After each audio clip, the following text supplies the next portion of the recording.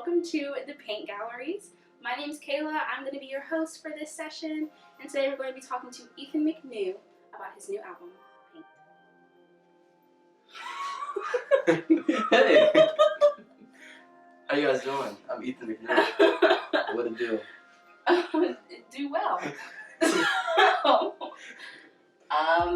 You have a new album coming out. Can you tell us a little bit about that? I do. The album is called Paint.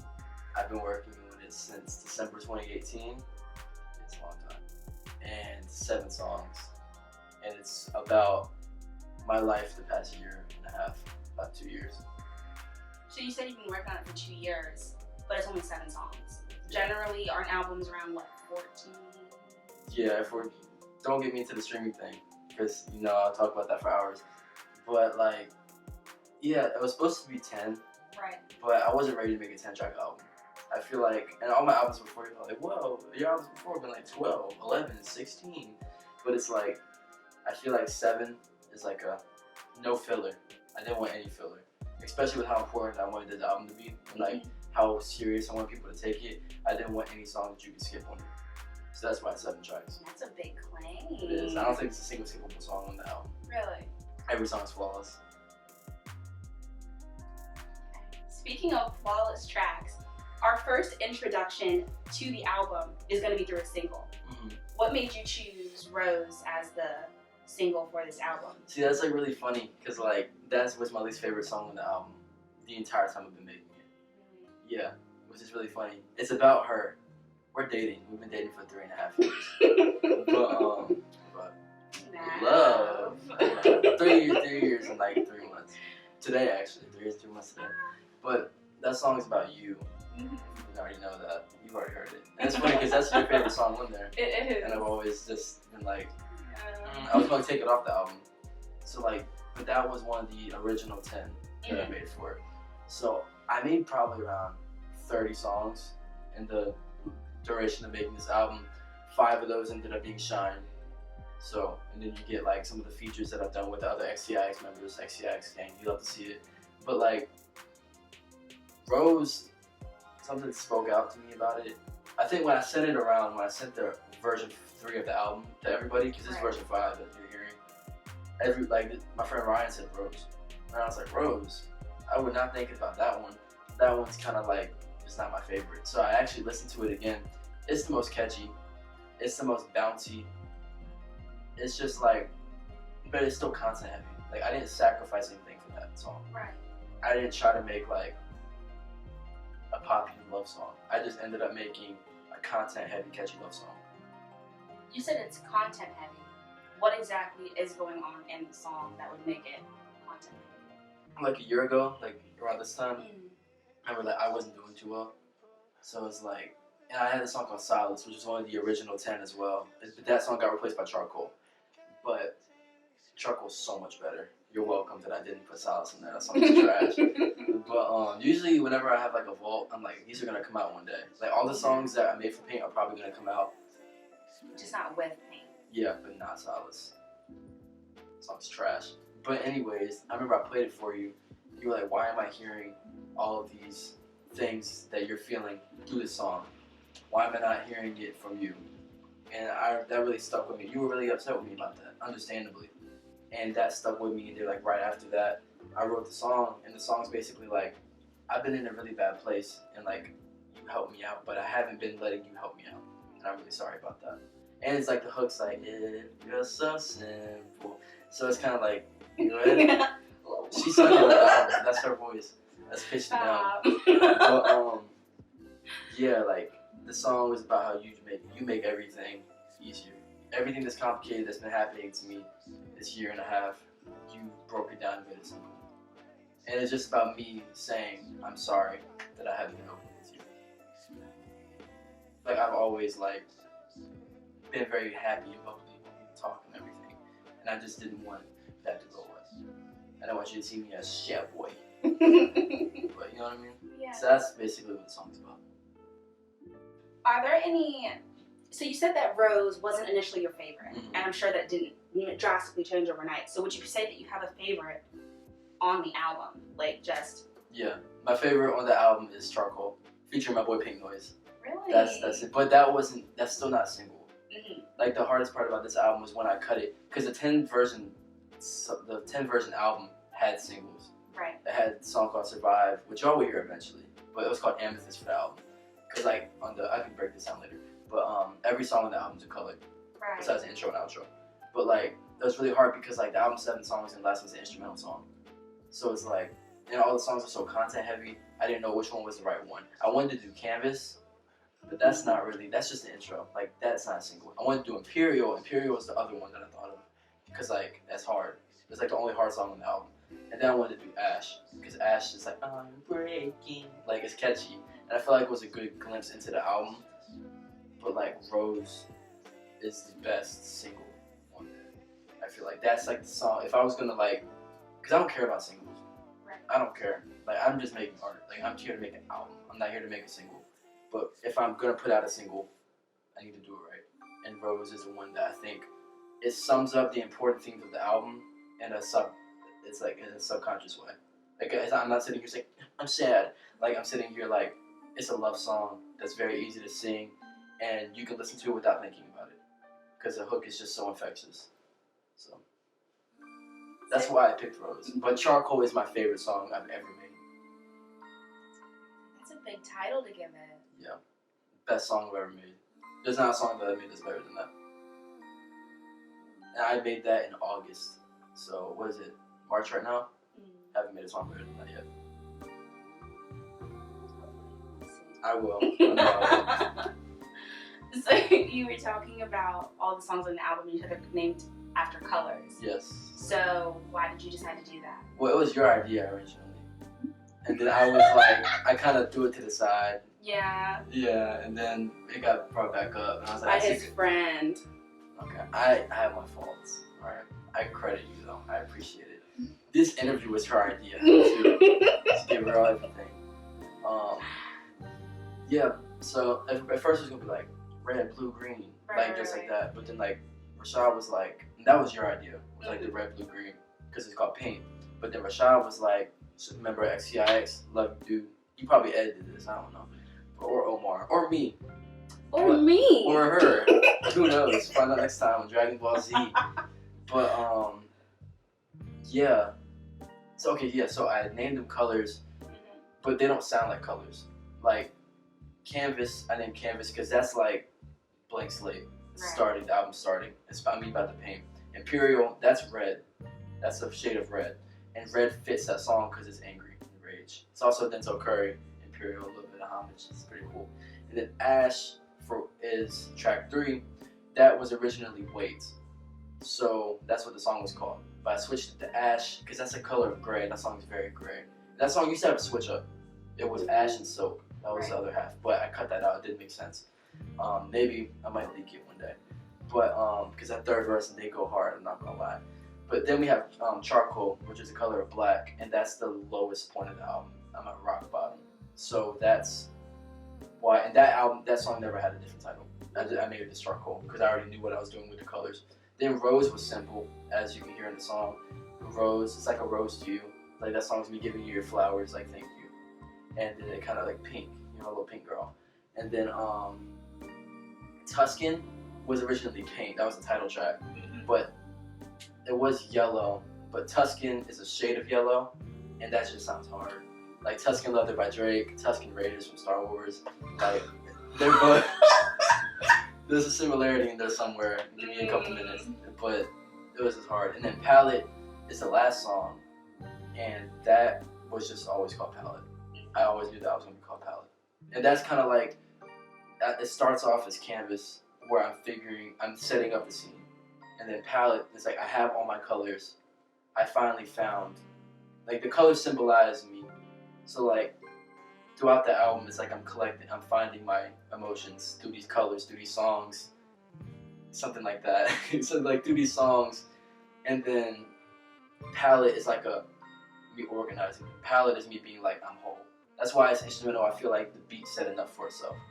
Like I didn't need to put any words over that. Like you could listen to it and it sounds like like the whole album. I felt like I was so like hyperventilating. I felt like I was hyperventilating the whole time making this album. But I feel like that once I made that at the end, it was like a breath of fresh air. Like that end of the album sounds like I'm okay, like or I'm gonna be okay. The album isn't talking about like this is how you get over being sad or anxious or depressed. It's just about this is how it feels. And then not saying that Palette isn't even saying that it's over.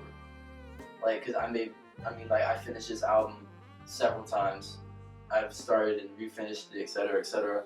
And every time I finished it, like I finished this in December 2019, Right. and I've still felt those same emotions that I felt while I was making it. But it's different now. Like I see it with a different perspective. Like I'm at a point where I have beat it, I just get dragged there sometimes. And I think that's what Palette symbolizes. That's what the whole album is basically about. Music for people that feel in that place. And I hope that people that were in my position can relate to that. I do have to ask, considering that from a conversation that we had, you said that one of the strengths of the album was that, considering that you had 2 years to kind of play with it, is that you got to live with it. Yeah. Would you say that was like a really, really good strength? Like, can you talk to us a little bit about that? I've never done that before. Okay, what? All albums I've made, Dark Sky Beautiful Mind, first one, 2016. I made that, yeah, right? That's 4 years ago. 4 years ago. That's crazy. We were dating when I made that, right? No, we weren't. Not yet. We're dating when we Staring at the Clouds. So, Dark Sky Beautiful Mind 1, I made in pieces. Right. I didn't make that as an album. Because that was my first thing I ever made. Every song that I was making, I didn't feel like I had a choice to cut things. That was all I had. So I was like, everything I have, even if I don't like it, it needs to be out. Right. So like, I wouldn't say I actually liked the music I was putting out to Immortal. So then we get to Staring at the Clouds, 2017. I took like a while to make that, but I didn't release it as an album. I released it piece by piece, and then once I released the final song, I grouped it as an album. Yeah. Same thing for Immortal. Did the exact same thing. But that's where like, the first 2 albums, you used to get on me about that. I used to talk about the exact same thing. Right. I'd be like, this is my dream. All y'all haters, y'all ain't gonna stop me. These other rappers at PG suck. Like I was super pretentious. Yeah, you're mean. I was an idiot. But like, I grew a lot making Immortal. It started with my song Glass Half. I remember we talked about it, and I wrote a song called Glass Half. I don't know if you remember that one. Yeah, and that was about glass half empty or glass half full, basically waking up in 2 mind states. And like, I listen to Immortal now. It's a good stuff, go ahead. I was listening to it in the car earlier. I have a CD in my car. But I'm like, that album changed everything for me. That changed what I talk about. But the issue with that was I exaggerated a lot. Because I just wanted to make sad boy music. So like, I was like, oh, like, I want to die, etc. Like, no! like, all this stuff. And that's not how I felt. I was sad, but not because of the reasons I was saying. Right. But I feel like to a certain extent that music was real. Like it still was part of me. It was just overly exaggerated. Right. So like, but what I was saying with these albums, I made them piece by piece. I didn't make them as an album. Immortal, I didn't really make as an album, but it was my most cohesive album. That one had like a story almost to it. It had an arc. Right. My boy Darren helped me create the entire arc. I was gonna have skits and everything, but I was lazy, so I didn't do it. And I feel like the skits are just unnecessary. Yeah, but who wants to listen to me talk? I'm already talking at a beat. But anyways, then like Seasonal Greetings, that's just a compilation. We'll talk about that. My first album was Dark Sky Beautiful Mind 2, 2018. That's like the first one where, because I was pumping out music. Like the Seasonal Greetings EPs, I was making those and Immortal and releasing them at the exact same time. So that's 27 songs I released in about 4 months. Because I was like, I need to do this, I need to do that. If people aren't listening to me, if new music, I'm going to be nothing. I need to consistently drop, which makes sense, but I wasn't doing it in the right way. Even if that was true, it wouldn't have worked for me. Right.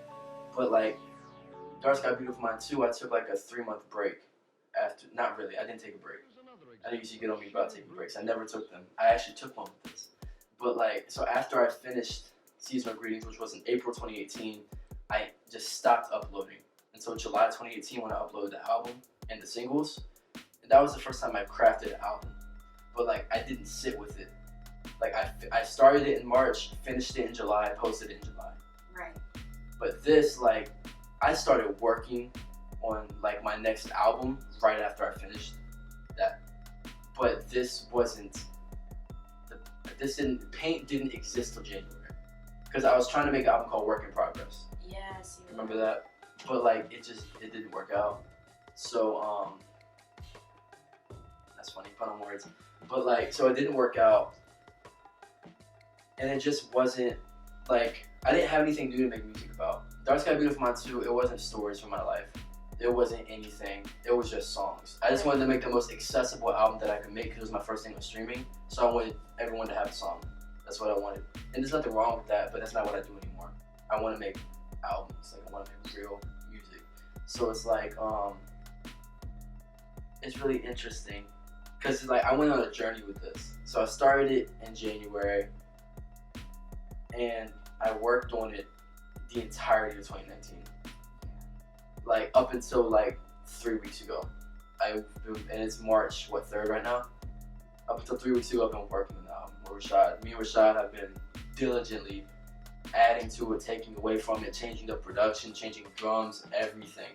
And like, I like sat with it. Like I listened to it when I was happy. I listened to it in its entirety when I was sad. Like when it's 10-track version, it's 12-track version, and it's 7-track version. It's every version of it. I lived with it, and I like sat there to make sure I liked it.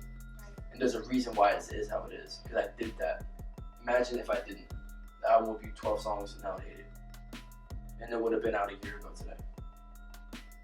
That wouldn't be good. But because I took the time and decided to say, hey, I don't care if anybody hears this. I don't care if anybody is even like, I don't care what happens for me taking a break. It's needed that I do that so I can make something new. And I did that, and I lived with this album. Like I grew with it, the album grew with me. When I changed musically, it changed. It's just like, it's a really beautiful experience. It's like you make something, but like you don't just make it, like it has a life. Like the album is like lived with me, and it's just really cool to think about. Like I've listened to my own songs when I'm sad. Like I've comforted myself by making this album. So, because I know that, I don't know. It's really cool. It's cool to make something like that. It's cool to give yourself time, which I feel like a lot of artists don't do, especially when you're independent, because you're so pressured to meet a certain standard, so pressured to release music so fast. It's not about that, man. I think so much of it also stems from like being forgotten. Yeah, exactly. Exactly, and that's what I was really afraid of, was being forgotten, like in high school. Even though I don't think anybody was checking for me like that, or like even now, like, I don't think that many people are checking for me like that. But I think it's because I gave it a break that more people are. Like I feel like my artists that I work with have more respect for me. I feel like I'm making better art because I decided to make a change in how I presented myself as an artist. I like being a recluse. I like being somebody who drops every now and then. I don't like posting on Instagram a lot. I don't like tweeting a lot. I just don't care. I don't care about being present on social media. That kind of sucks though, because then it's like, you need that. But I also feel like it takes some of that authenticity away. You know, if you're posting to the point just to post, nothing matters.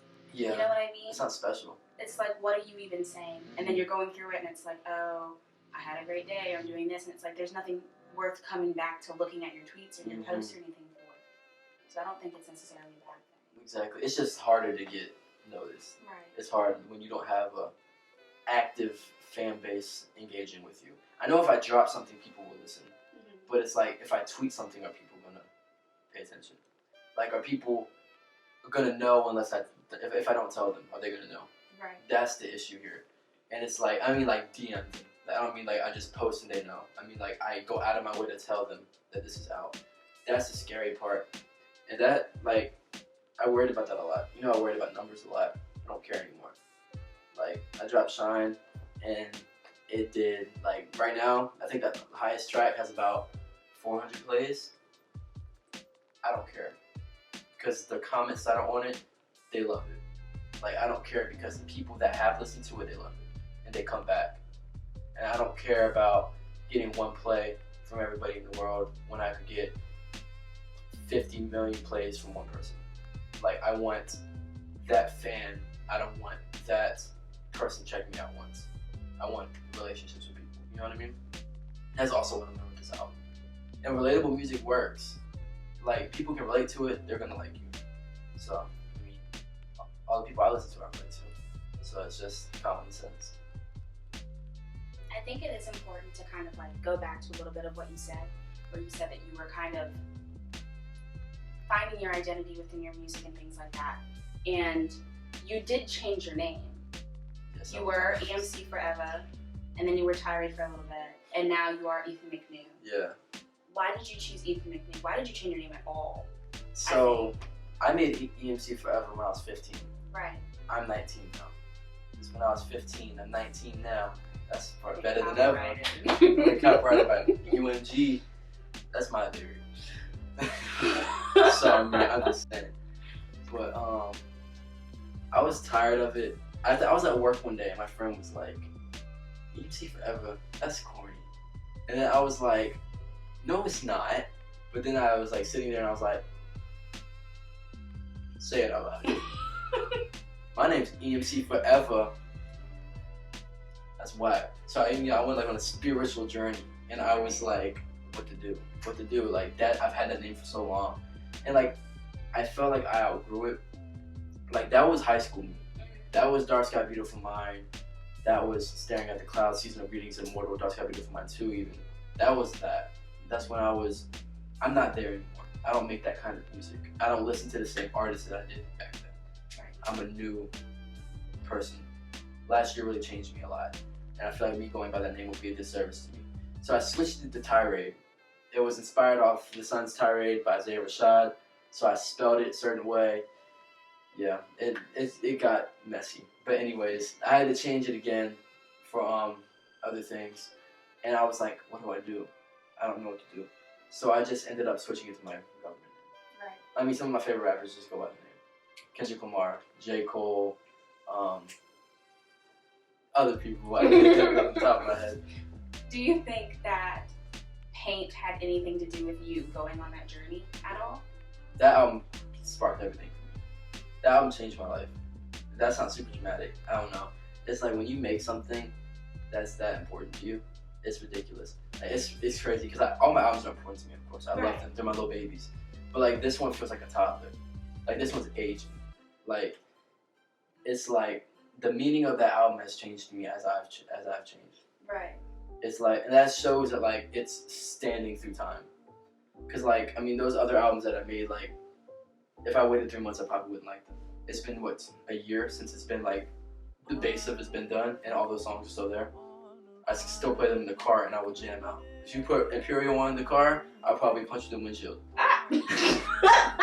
Like this song is amazing. I have full confidence in it, and like. I was at this, everything happens at work for me for some reason. So I was talking to my dude, and I was like, I don't know what to change my name to. I was like, I don't want to go by my name because it's not cool. Like Ethan McNew. I feel like I'm trying to make myself fit into an image of what I thought a rapper's name should be or something like that. And it's like, oh yeah, McNew goes by his name. Yeah. How do we forget that? I don't know. John Valiant too. Yeah. Shout out John Valiant. We love you. We do love John Valiant. And Rashaad Justice. Yeah, we love you too. He goes by his name as well. That's cool. Anyways, what was I saying? You were talking about how you were trying to fit yourself into like this box of what you thought musicians should be. I was trying to think I needed like a cool name, something cool, but I just need something that's me. Right. Like Ethan McNew, that's literally my name, and nobody else has it. I mean, like nobody else is gonna be. I'm not gonna have a problem with somebody having my name. That was an issue, but that was a good thing about it. And like it's just me. Like, I don't have to worry about anything. Like that's like for my music, you're getting me. For Paint, you're getting me. Might as well present it to you as me. No more personas. I don't want to put myself behind something because I remember I would talk to you and I just didn't feel confident as myself, but I felt confident when I was making music. And it's like, why don't I just change the person I am to make music as myself? Like instead of being EMC, I'm just Ethan. I'm Ethan now. So it's like, it falls under the same category. So it makes it easier, it makes me feel more confident. Cause like I'm representing myself. Right. I'm not promoting a persona. Yeah, I'm promoting myself. And that's very comforting. So we do have to talk about, like you were just talking about Rashaad, and you are in a collective called XCIX. Yes. And how do you think, because you joined with this album, right? So like, how would you say that collective, having that kind of like group of musicians there, has helped you to create better music? I started right before this album. Well, I met Rashaad because I was making Dark Sky Beautiful Mine too. Yeah, the mixing. Oh, the mixing stuff. So I had a producer on there, and I posted it, the album, and he was like, "This sounds like trash." The mixing, and I was like, "Oh my god!" Because I just put reverb on it. I didn't know what to do. I don't know how to mix. Still don't know how to mix. I need to learn. But so Rashaad, I put out "Lovely," and Rashaad heard it, and he messaged me on Instagram. He's like, "This is cool. Would you want to remix this song with me?" It was 8 out of 10 by Drake. It's not up anywhere. I think it's on YouTube. Independence Day by Rashaad Justice and EMC Forever. But yeah, and that kickstarted it. Because then we would like start talking on the phone. Like I had music friends, which Adji, he's a part of XCIX, Adrian. I met him forever ago, like I think 2017. And like that was the only music friend I talked to on the phone. Like I actually like spoke to him. I didn't just hit him when I needed a verse. We were friends. And like that's really important. I feel like a lot of people just use people for music. They don't like get to know them. And like I think that when you're good friends with an artist, you don't make a lot of music together. Me and Adrian have 2 songs. I've known him for 3 years. Me and Rashaad have 2 songs out, and I've known him for 2 years now. Like that's crazy. Like you think like we would have so much because we're homies, but that's just not how it worked. So like we were talking, he was like, "You want to start a group?" I was like, "Yeah." So he was like, "I'm gonna revive XCIX." There's an old band that I had, and my dude Rocky, Young Rocky, which he's now El-V-Reyez, is in it. So I want you to talk to him. We talked, like we automatically, everybody hit it off. That kid Eddie, he goes by Eddie Gemini now. He's in there, and like having those 3, having people that were actively making music, having people that were just as passionate about it as me, that wanted to be the biggest thing in the world. Everybody had these ambitions. Everybody was making their first album. Everybody was like fun. Everybody was just excited. Like we weren't sitting here like, "Oh, I gotta make this song." We're like, "I get to record today." Like this break, rap camp. Only problem is everyone's up in New York, so I don't get to see them in person. But it's the energy. Like they'll send me something, and I'm like, I have to make something better than this. And I think that's what it was. It was having someone to not badly compare myself to, but like I could see where I was. So like Rocky would send me a song, and I'd be like, "Bro, this is hard." And I'd get right back in the studio and I make something that I think is harder. Send it to him. Rashaad's like, "Bro, this is hard." Make something equally as hard. And then Eddie, like it's just we build off each other, and so and it just helps us be our best self. Because you have someone that will be honest with you. And then XCIX changed my life. Without them, I would not be making music anymore. I wouldn't care as much about it.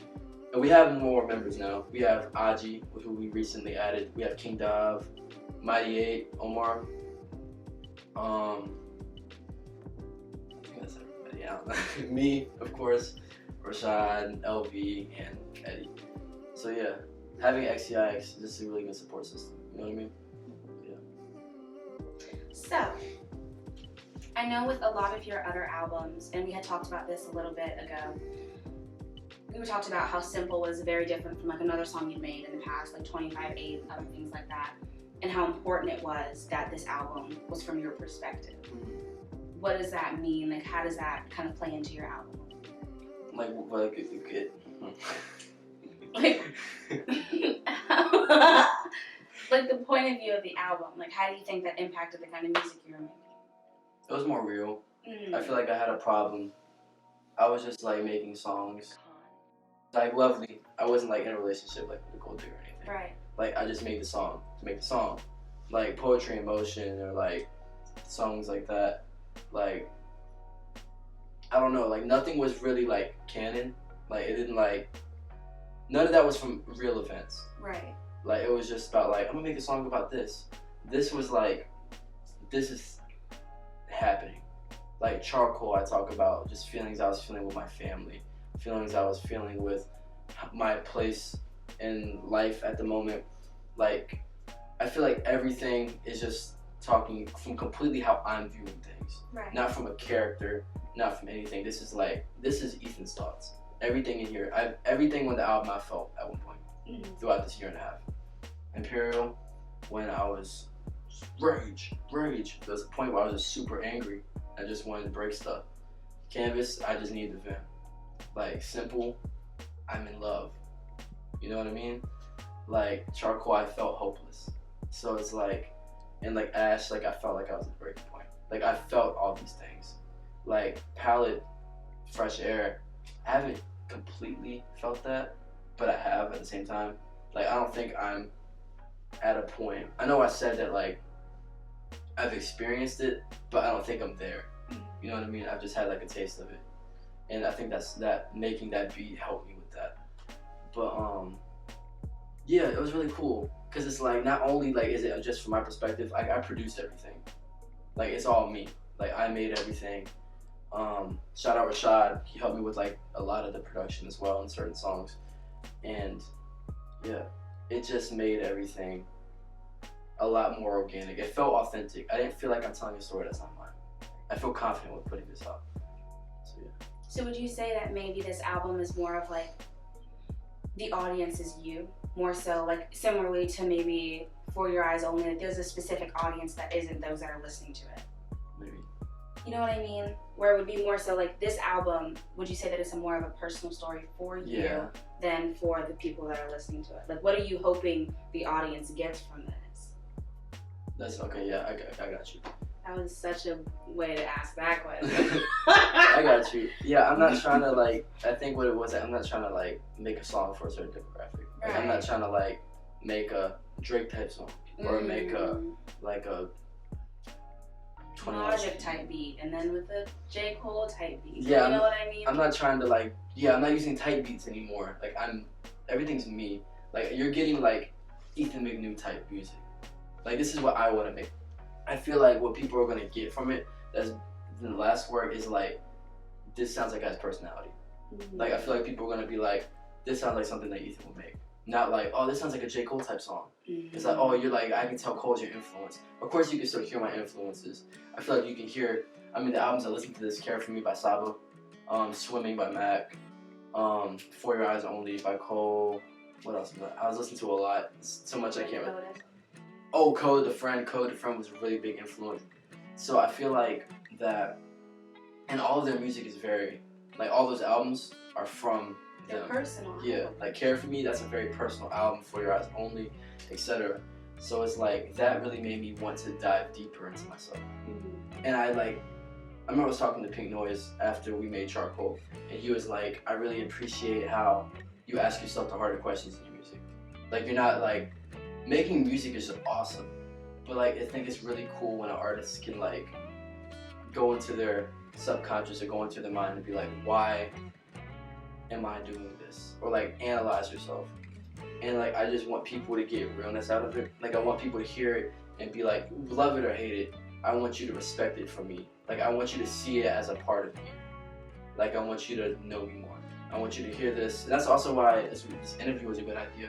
Because I feel like so many people, they don't really get to see me. Like, I don't do a lot of it, like, music videos. I don't have a lot of them, which I'm planning to change. And that's a good, like, glimpse into me.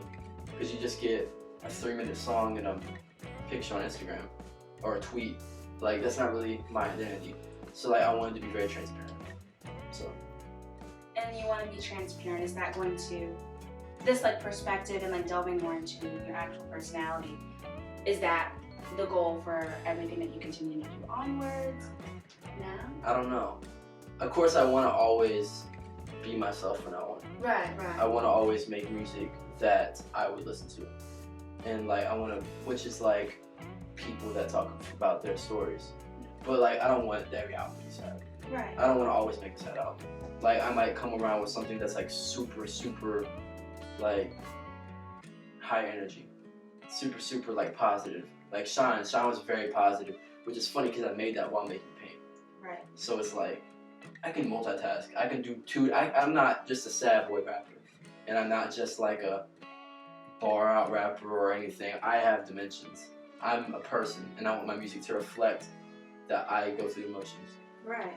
So I mean, however I'm feeling is what music I'm gonna be. Well, I'm so happy that we got to talk today. I loved hearing all about your album. And Paint is going to be coming out April 2nd. April 2nd. By the time you see this. Yes, and we're so excited to hear it. And thank you so much for coming in today. No problem. Thank you for having me. And you all have a great rest of your day. Don't forget to like and subscribe to the channel. My Instagram. Go ahead and tell Clever yourself. username 37. I Go have get us one some clout. photo. But yes, thank you for coming in, and good luck with the rest of your music. Thank you for interviewing me. Give me a hug. Of course.